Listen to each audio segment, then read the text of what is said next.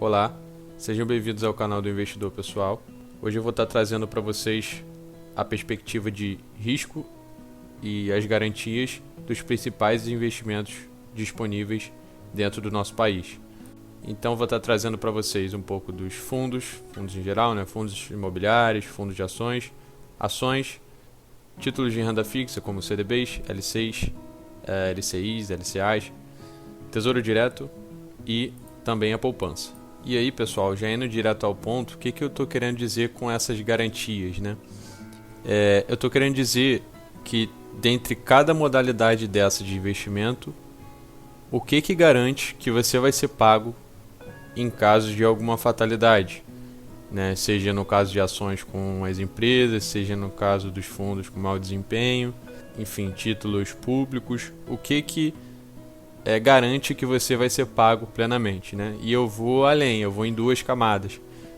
Não só dizer que determinado título vai ser garantido pelo FGC, tá? Mas o que estabiliza o FGC? O que dá ao FGC condições de dizer assim, o FGC é um bom parâmetro para realmente entender que eu vou ser pago ou não? Será que o FGC não traz tanta estabilidade assim? É isso que eu vou tentar explicar para vocês aqui nesse vídeo. E eu espero ser claro o suficiente aqui para vocês conseguirem entender. Então eu vou iniciar pela poupança, que é ainda um dos queridinhos do país. Qual é o risco do investimento na poupança? O risco é a própria instituição financeira na qual você aportou, ela decretar falência, ou seja, ela quebrar. E se isso acontecer, o FGC vai entrar em ação para poder garantir o retorno do seu investimento.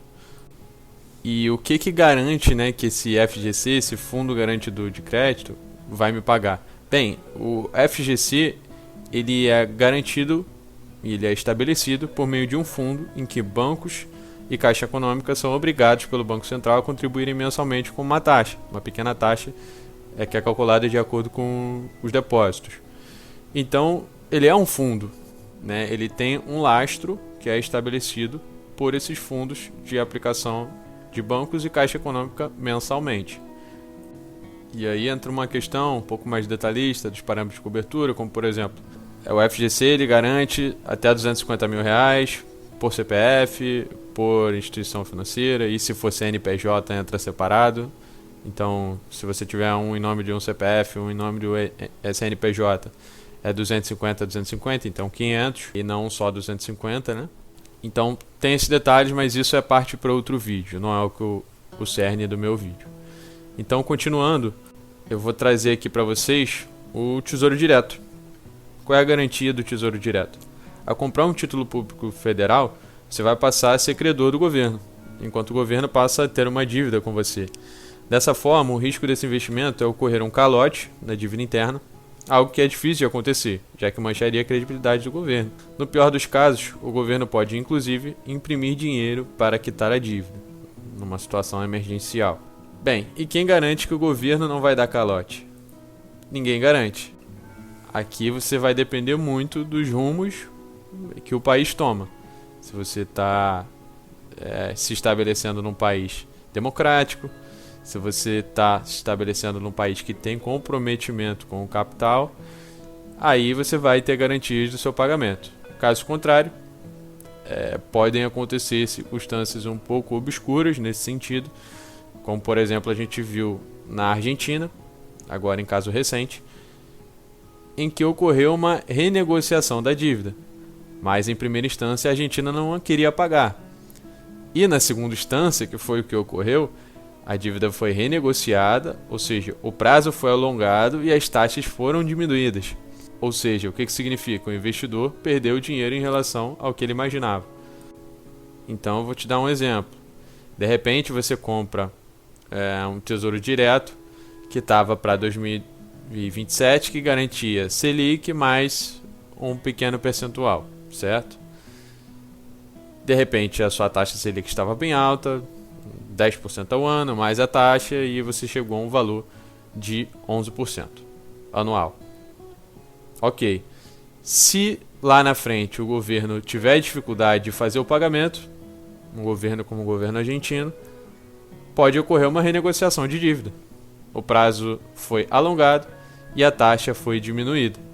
Então, o investidor perdeu dinheiro nessa jogada, porque ele esperava um determinado retorno e está recebendo outro que foi renegociado pelo governo.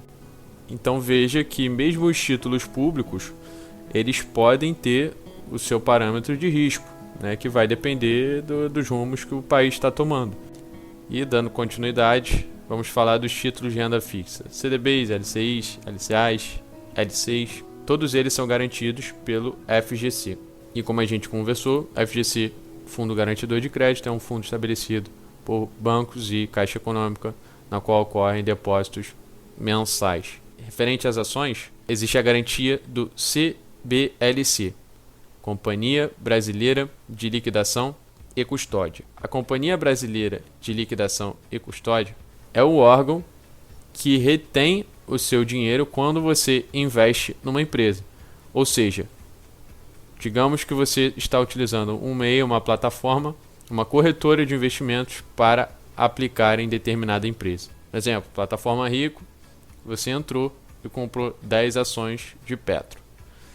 Quando você fez isso, o seu dinheiro não está com a Rico, ele não está com a corretora, ele está com a Companhia Brasileira de Liquidação e Custódia. Ou seja, nesse caso, mesmo que a corretora vá à falência, o seu dinheiro está garantido pela CBLC.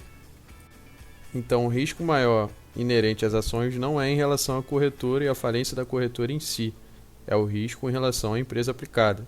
Então, você tem que estar acompanhando tanto questões e riscos judiciais da empresa, quanto as próprias questões de viabilidade, questões econômicas, para garantir um bom desempenho. Porque, deixando bem claro que se a empresa falir, você não tem garantia nenhuma de retorno do seu investimento. Então, se uma empresa decretar falência, vai ser pego todo o patrimônio, o conjunto de ativos da própria empresa, e aí os acionistas podem ser deixados por últimos e nem pode nem sobrar nada para o pagamento. Então, óbvio que pode ter um rompimento abrupto e a empresa decretar falência, como o mais natural é ao longo do tempo ela ir perdendo o valor e o próprio valor das ações ir caindo. E agora, seguindo para o último, vamos falar sobre os fundos, né? Fundos de ações, fundos imobiliários. Essa classe de ativos é interessante, ela tem um parâmetro diferente. Quando você investe em um fundo, você não está incorporando o seu capital ao capital daquela empresa ou daquele banco, como é o caso, por exemplo, da poupança, né? Quando você empresta o seu dinheiro, quando você coloca o seu dinheiro numa poupança do Itaú, o dinheiro que você está aplicando, ele é incorporado ao capital do Itaú. O fundo, ele tem um CNPJ próprio, então ele é uma entidade diferente e quando você investe no fundo, você não está incorporando o seu dinheiro a esse CNPJ. O fundo, ele é somente um direcionador do seu capital. Então, quando você aplica em um fundo, você está dando permissão para esse fundo direcionar o seu capital. E aí, qual é o risco envolvido nisso? O risco é o próprio fundo, o próprio local que esse fundo está direcionando o seu capital, não gerar o retorno compatível e ir se desvalorizando. Então, exemplo, um fundo de ações. O risco envolvido é esse fundo não gerir bem o seu capital, escolher empresas erradas e aí o seu dinheiro se desvalorizar. Cada fundo tem um perfil, tem um risco envolvido e você já sabe isso antes de contratar. Então, o risco é a própria desvalorização do capital. É similar à questão das ações, só que não tem a questão da falência envolvida, é só o valor do ativo se reduzir. O mesmo ocorre e se aplica a fundos imobiliários, por exemplo.